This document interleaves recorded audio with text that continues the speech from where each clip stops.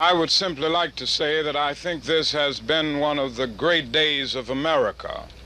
And I think this march will go down as one of the greatest, if not the greatest, demonstrations for freedom and human dignity ever held in the United States.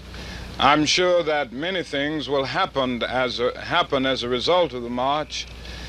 Certainly the people who attended will go back to their communities and work with bold and grim determination to get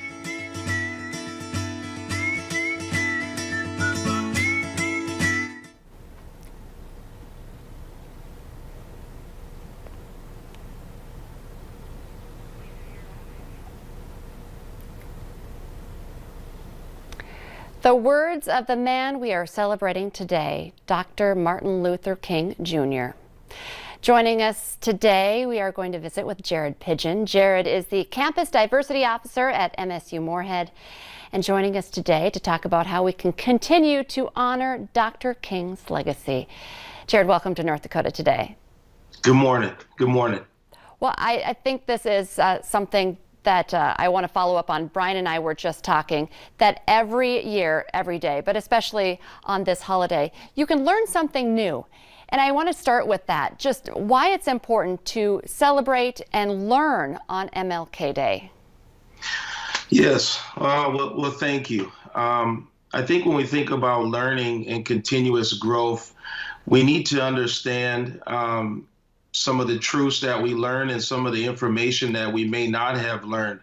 Often when we think about the civil rights movement and Dr. King, we don't often hear of the women in which that were instrumental in the civil rights movement and the voting rights movement, like Ida B. Wells played a huge role in the women's suffrage movement, and like Mary Church Terrell, who continued to push towards equal treatment for African Americans.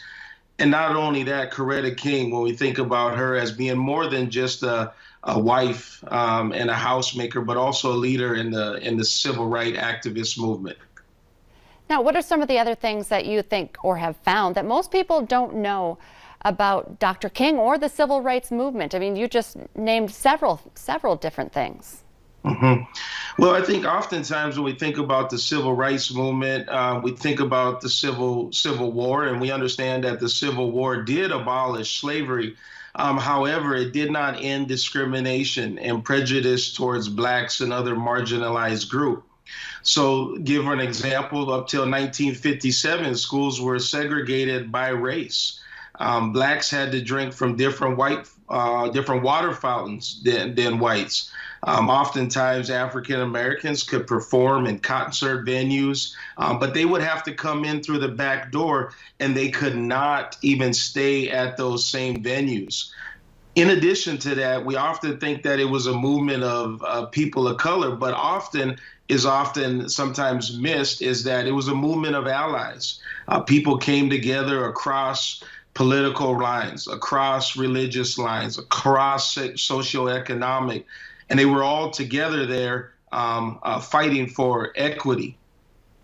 And I feel like we can't ignore the Black Lives Movement that really exploded in 2020 when we look to the past, and then we see the large groups. And when you were just talking, I thought about the large, rallies and marches that had allies along in with the Black Lives Matter movement this year.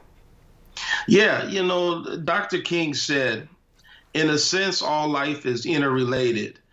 All men and women are caught in an inescapable network of mutuality, tied in a single garment of destiny. Whatever affects one directly affects all indirectly. So I understand that as a parent, my child will only prevail as if your child prevails. And that if one has to stand up in order for one to stand down, then there's no justice in that. And so when we think about coming together, we come together across these lines, not as red states and not as blue states, as many have said, but as people, as all tied to the same humanity. Now, I know when you were talking to our producer in advance to this interview, she had mentioned that in the conversation about culture, the term anti-racist is kind of a new buzzword right now. Can you talk a little bit about that?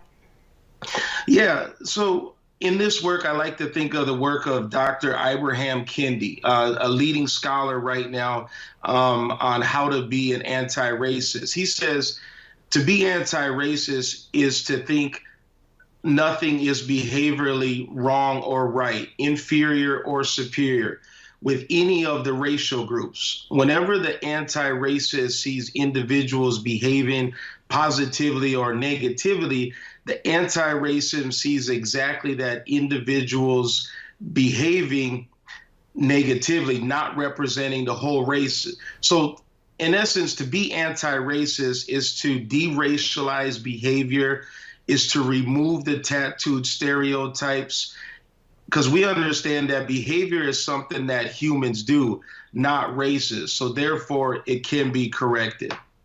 Now, MSUM has implemented a biased incident response team. Before we let you go, can you talk just a little bit about how that's going? And I know that that team has as well come up with a service challenge for people today. Correct. So related to the challenge, we understand that in this time of right now of COVID and gathering, there's many restrictions. And thinking about, the Zoom fatigue that people have, we wanted to give students many opportunities and the community in a way in which they can learn, they can listen, they can read, and then they can act on ways in which to be more socially conscious of their surroundings. And related to our bias incident response team, this is in direct relation in which, MSUM aspires to be a place of hope and opportunity in which all students, no matter who they are or what community they come from, can feel welcome, those that are safe to learn and feel free to express their hopes, dreams, and live their true identity. So through this, we understand that bias and hateful expressions cause harm to individuals and fractures our community, and these must be addressed. So as we move forward with closing our equity gap and creating equitable outcomes for all students, we understand that we have to take stance on these and not only be reactive when they happen, but also be proactive leading up to incidents. Jared, thank you so much for your time today. We appreciate your insight and, of course, also encouraging all people to take part, to learn, and I like the service challenge as well. Thank you so much for your time. Thank you. Have a good day.